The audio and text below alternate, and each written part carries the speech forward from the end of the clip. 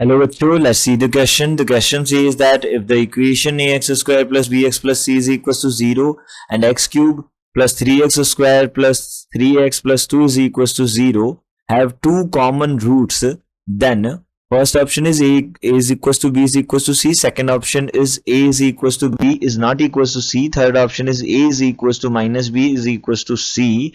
And fourth option is none of these.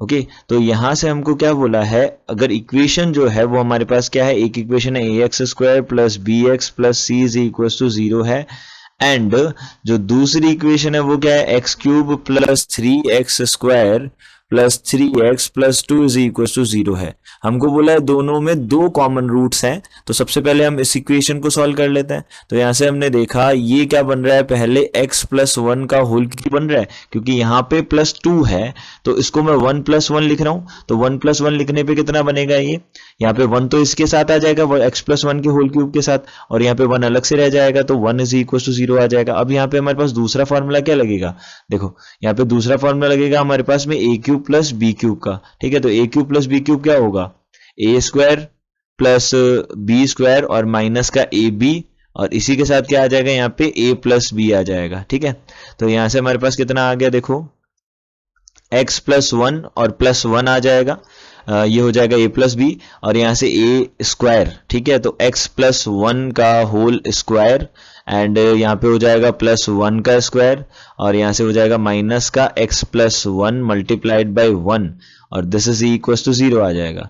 तो यहाँ से हम बोल सकते हैं x प्लस 2 आ जाएगा, एंड इसी के साथ कितना आ जाएगा, x स्क्वायर प्लस 2x और प्लस 1, और यहाँ से कितना हो जाएगा प्लस 1 माइनस x और माइनस 1 आ जाएगा।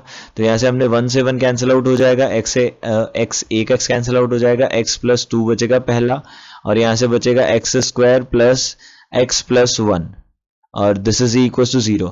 तो हमको पता है यहाँ से x square plus x plus 1 जो है, इससे क्यूब रूट ऑफ यूनिटी के दो रूट्स मिलते हैं, एक तो ओमेगा और एक ओमेगा स्क्वायर, और यहाँ से हमको मिलेगा 2 माइनस 2, तो माइनस 2 आ गया, एक आ गया ओमेगा और दूसरा आ गया ओमेगा स्क्वायर। अब हमको पता है कि जो हमारे पास कॉम्प्लेक्स रूट्स हैं वो हमेशा क्या आते हैं, पेयर्स में आते हैं। तो यहाँ पे हमारे पास क्वाड्रेटिक इक्वेशन है, तो दो रूट्स अगर कॉमन है तो यही दो रूट्स क्या हो सकते हैं, इसमें कॉमन हो सकते हैं, इसके अलावा कोई रूट कॉमन नहीं हो सकता। ठीक है, तो हमने देखा कि यहाँ पे a x square plus b x plus c is equal to 0 जो है, इसके दो रूट्स हैं ओमेगा एंड ओमेगा स्क्वायर।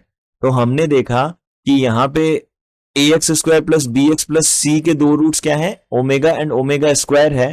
तो यहाँ मस्ट होगा कि ए बी और सी क्या हो, बराबर हो, तभी ओमेगा और ओमेगा स्क्वायर इसके क्या हो सकते हैं, रूट्स हो सकते हैं, क्योंकि हमको पता है x square plus x plus 1 के रूट्स जो होते हैं वो क्या होते हैं हमारे पास, a x square plus b x, वो रूट्स जो है वो हमारे पास ओमेगा और ओमेगा स्क्वायर होते हैं। तो अगर इसके रूट्स ओमेगा और ओमेगा स्क्वायर हैं तो यहाँ से हमारे पास मस्ट है कि ए बी सी तीनों क्या आने चाहिए, इक्वल आने चाहिए। तो यहाँ से हम क्या बोल सकते हैं, a x square plus b x और plus c is equal to 0 के जो रूट्स हैं वो क्या होंगे, ओमेगा एंड ओमेगा स्क्वायर होंगे।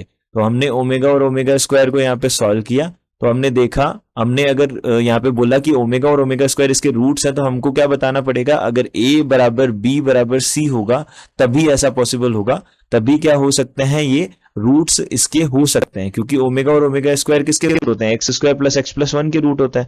तो इसको बनाने के लिए हमारे पास क्या करने होंगे, हमको इस ए बी सी का वैल्यू इक्वल करना होगा, जिससे हमारे पास ये वाली इक्वेशन बन जाए।